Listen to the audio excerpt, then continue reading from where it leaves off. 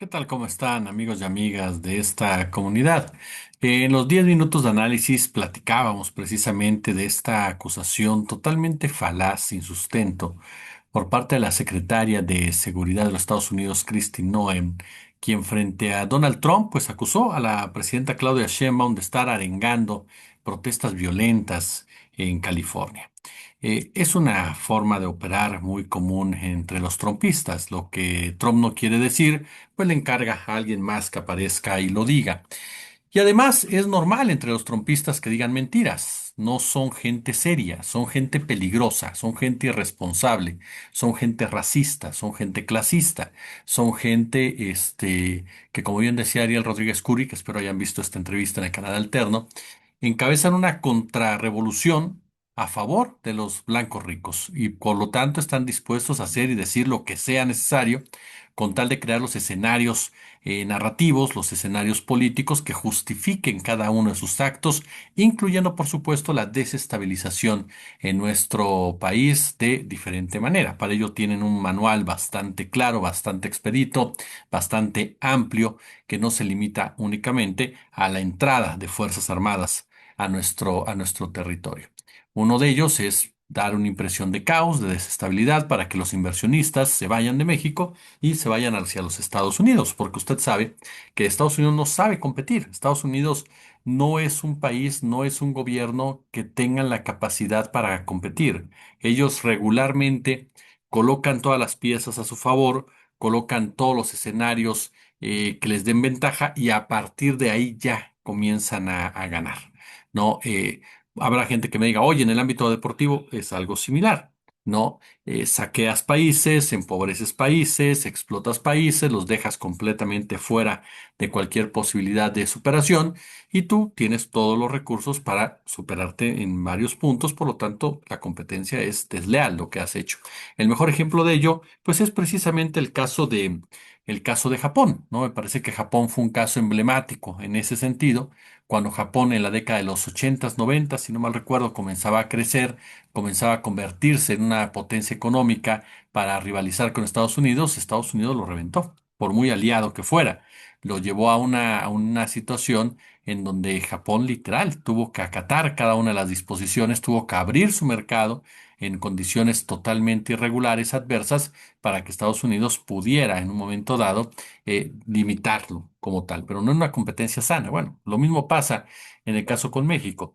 En el caso con México no quiere competir ante la posibilidad de que haya empresarios, haya grupos financieros que deciden apostar en México y por lo tanto decide sabotear a nuestro país generando violencia política, generando por supuesto escenarios escenarios adversos para el gobierno de nuestro país. Y uno de ellos es involucrar a la doctora Claudia Sheinbaum en todo este merequetengue de una manera, insisto, falaz. ¿Por qué? Porque de entrada la doctora Sheinbaum jamás habló de promover acciones violentas, jamás habló de promover protestas, agresivas, ni mucho menos.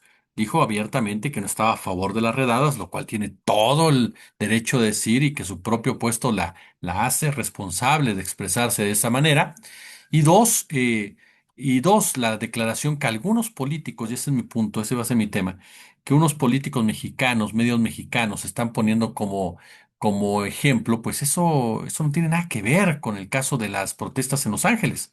Cuando Claudia Sheinbaum habló de movilizarse en contra del 3.5 de los gravámenes a las remesas, pues no se centraba en Los Ángeles, y las protestas en Los Ángeles ya se habían iniciado, porque las protestas de Los Ángeles vienen desde febrero, por lo menos. Y lo que declaró Claudia Sheinbaum fue hace 2 semanas. Entonces, eso es, no me sorprende a mí lo lamezuelas que puede ser un hombre como Alejandro Moreno, este hombre que a todo mundo le grita que si le falta valor y él saca pecho y se pone una actitud muy de macho alfa, cuando es un personaje totalmente lisonjero, como dicen los chavos ahora, migajero, ¿no? Del cariño, del guiñito por parte de los Estados Unidos. El caso de Carolina Villano, ¿no? Que de manera y retuiteado, reposteado por Kenia López Rabadán. O sea, vea usted la sarta de apátridas completamente, quienes están dispuestos completamente a tumbar a Claudia Sheinbaum con la forma que sea, ¿no? Incluyendo el ponerse de lado de una nación que finge ser tu aliada, pero realmente es tu peor enemiga. ¿Qué buscan los panistas y los priistas al replicar esta acusación falaz del gobierno norteamericano, al acusar, al manipular así la narrativa? No van a ganar la elección, no van a conseguir más votos del electorado mexicano. El electorado mexicano, sea pro morenista o no, no los quiere. No les tiene ningún tipo de empatía, ningún tipo de confianza, ningún tipo de relevancia. Entonces, ¿qué buscan? ¿Qué buscan más allá de hacer el ridículo y de ponerse de tapetes frente a los intereses intervencionistas? Eso es lo que no tenemos que olvidar nosotros, pero no por estas personas nada más, sino por los que vienen después de ellos, que van a jugar el mismo papel de ellos, que son capaces de entregarle todo a los Estados Unidos con tal de regresar al poder. Porque esa es la imagen que quieren dar. Cuando Alejandro Moreno dice, nosotros sabemos cuando hablamos de manifestaciones que hay que ser muy prudentes, y Carolina Villano tramposamente maneja una declaración que es utilizada de manera perversa por otro gobierno. Quieren dar el ejemplo a los Estados Unidos como diciendo, miren, aquí estamos nosotros, sus aliados, gente que nunca más volverá a ganar un voto, gente que desprecia al pueblo de México. Y tal lo desprecia que está dispuesta a abrirle las puertas a una intervención si fuera el caso, con tal de que los tomen en cuenta para ser los mayordomos. De ese nivel. Y Kenia López Rabadán, bueno, políticamente hablando, indefendible. De ese nivel es la obsesión, de ese nivel es el coraje, de ese nivel es la frustración de estos personajes. Pero tristemente no son los únicos. Te topas con intelectuales que, ya lo hemos dicho antes, durante mucho tiempo se fingieron críticos, se fingieron luchadores de la democracia, se fingieron luchadores de los derechos humanos. Yo conozco a muchas voces sensatas que todavía los defienden, que todavía les dan el beneficio de la duda, que todavía tratan de disculpar un poco su comportamiento. En lo personal está más que clara sus intenciones metálicas, sus intereses financieros detrás. Y no solamente eso, cómo el ego los ha llevado a envilecerse tanto, que eso es lo que no le perdonan a la 4T. Más allá de las discusiones o debates sobre los errores o virtudes o aciertos y defectos de la gobernanza de López Obrador y ahora de Claudia Sheinbaum, estas personas lo único que les interesa es golpear por golpear. Usted lo ve en Carlos Bravo Regidor, usted lo ve en Denise Dresser, personajes que de verdad supuran, diría por ahí, el coraje. Carlos Bravo Regidor eh, comenta un posteo de Genaro Villamil, en donde Villamil dice, ¿de dónde demonios saca el jefe del Pentágono que 21 millones de ilegales entraron a Estados Unidos en los últimos años y que eso justifica la acción de agentes federales del ICE en cualquier jurisdicción y en cualquier entidad de Estados Unidos? Por supuesto que está mintiendo el señor Peter Hesek, pero vuelvo a lo mismo, en el trumpismo la mentira es parte de su lenguaje. Lo raro es cuando Trump te diga la verdad, lo raro es cuando los trumpistas empiezan a hablar con la verdad. Ellos son mentirosos por sistema y exageran todas las cifras que incluso chocan con sus anteriores cifras. Aquí lo lamentable es que Carlos Bravo Regidor, que es un hombre de derecha, que uno pensaría que es un crítico serio, con el que no puedes, yo no estoy de acuerdo con él, en lo que él opina, o con muy poco, le haga el juego a ese tipo de declaraciones y ponga, sí, caray, qué deshonesta es la política de los otros datos, ¿verdad?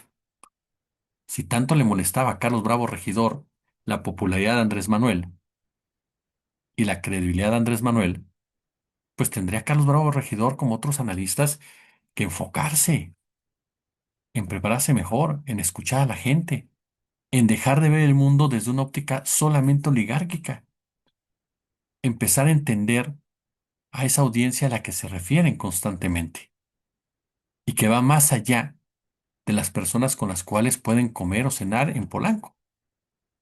Porque entonces no traten de minimizar una realidad que no entienden. Y lo peor, no solamente tratan de minimizarla, sino que además, con este tipo de comportamientos, se ponen de lado de una actitud invasora, de una actitud golpista, de una actitud perversa. Porque ¿qué piensa Carlos Bravo Regidor? ¿O qué piensa Luis Pasos? ¿O qué piensa Denise Dresser cuando Estados Unidos opera de esa manera? Luis Pasos dice, cuentas de redes sociales que son pagadas por el gobierno federal mexicano siguen abiertamente festejando y asusando el vandalismo en Los Ángeles. El gobierno de Estados Unidos las tiene perfectamente identificadas, sabe de dónde viene la orden. De todas las cagadas diplomáticas que ha hecho la 4T, esta es la peor, dice este hombre. No, esta podría ser la madre de todas ellas.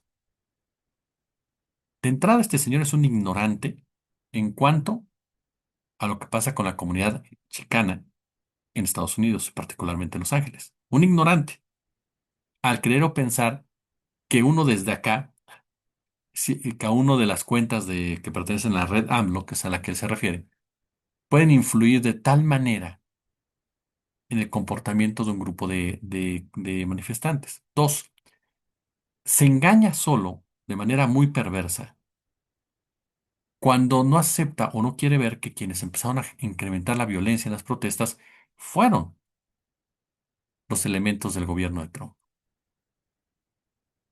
Fueron los que violentaron las acciones, fueron quienes calentaron el ambiente para tomar decisiones al respecto. Dice, están haciendo apología del vandalismo. No, no es cierto, señor Luis Pasos. Yo las cuentas que me imagino a las que usted se refiere, más allá de que estés o no estés de acuerdo, ninguna ha hecho apología del vandalismo. Han destacado el derecho a defenderse de una población ante las agresiones de un Estado represor, de un Estado neofascista con el cual obviamente muchos de su clase social pues coinciden, porque el conservadurismo, la derecha, siempre se sentirán inclinados a ese tipo de filosofías, a ese tipo de ideologías, a ese tipo de conceptos, porque a final de cuentas son un reflejo claro y perfecto de lo que ustedes han hecho con México, de la situación en la que ustedes quebraron a este país, entre ellos su familia. El caso, por ejemplo, de Denise Dresser, ¿no? Denise Dresser que dice, imagínese usted, miembros de la 4T como Fernando Noroña y la presidenta Claudia están aprendiendo tardíamente y los costos muy altos, que las palabras tienen consecuencia, que su tarea no es solo hablarle a su base electoral, que lo dicho para consumo interno tiene eco externo y que en circunstancias complejas como las actuales, primero deben poner al país y segundo al partido. Es momento de ser estadistas, no morenistas. Otra vez, los únicos que le están dando un valor de ese tamaño a la postura de don Gerardo Fernández Noroña son los que tienen problemas personales con Gerardo Fernández Noroña. ¿Usted cree que Gerardo Fernández Noroña, por mucho que aquí pueda tener una base de simpatizantes, va a influir de esa manera tan determinante en un grupo de manifestantes que tienen semanas, meses peleando? Eso es infantilizar y minimizar a los quejosos, como ellos acostumbran a hacerlo cuando se trataba de manifestaciones en México que buscaban, por supuesto, un resarcimiento, que buscaban, por supuesto, derechos, que buscaban, por supuesto, enfrentarse a un Estado represor, del cual, por cierto, la doctora, el señor Pasos y demás, su papá y otros más, fueron partícipes, fueron defensores y fueron promotores de esos estados represores. Lo que aquí hay, junto con otros comunicadores, es un sometimiento aparte de todo hacia Estados Unidos vergonzoso, un colonialismo mental brutal en donde creen o piensan que tienen que agradarle siempre al tío Sam, en donde creen o piensan que el tío Sam no se tiene que enojar y cómo se atreven esa bola de mugrosos que están del otro lado de la frontera al ponerse al brinco ante los anglosajones. Es de verdad muy lamentable ver en lo que terminaron evidenciándose, porque se convirtieron, pues no, ya lo eran.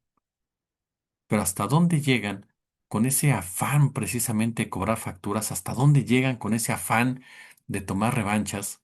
En un momento, efectivamente, doctora Dresser, muy delicado, en donde se requeriría sí la crítica inteligente, sí la crítica dura, sí la crítica constructiva, pero no los panfletos soberbios, ególatras, petulantes, que buscan desviar la atención del problema de fondo y que buscan simple y llanamente agradar al poderoso. Pero eso es lo que vemos con estos personajes. Y el último, Javier Aguirre. Entiendo que Javier Aguirre no es un hombre que quisiera hablar ahorita, pero no es un hombre apolítico ni apartidista. Javier Aguirre es un personaje que anteriormente ha dado declaraciones políticas, ha cuestionado situaciones de inseguridad en México. Sí, lo criticaron muchísimo cuando hace ya unos 10 años más o menos, cuestionó lo que estaba pasando en nuestro país y lo criticaron muy duro. Pero ahora, ante la circunstancia que se está viviendo, lo único que uno podría pedirle a Javier Aguirre, a la selección, a los futbolistas, que mostraron cierta empatía hacia esa comunidad a la que se deben, a esa comunidad que es la que llena el estadio, a esa comunidad que los sigue viendo como figuras, a esa comunidad que sigue creyendo que juegan bien al fútbol, a esa comunidad que los sigue viendo como algo competitivo cuando sabemos que la selección mexicana de fútbol, como el fútbol mexicano en general, son sumamente mediocres. Por lo menos un poco de empatía, ¿no?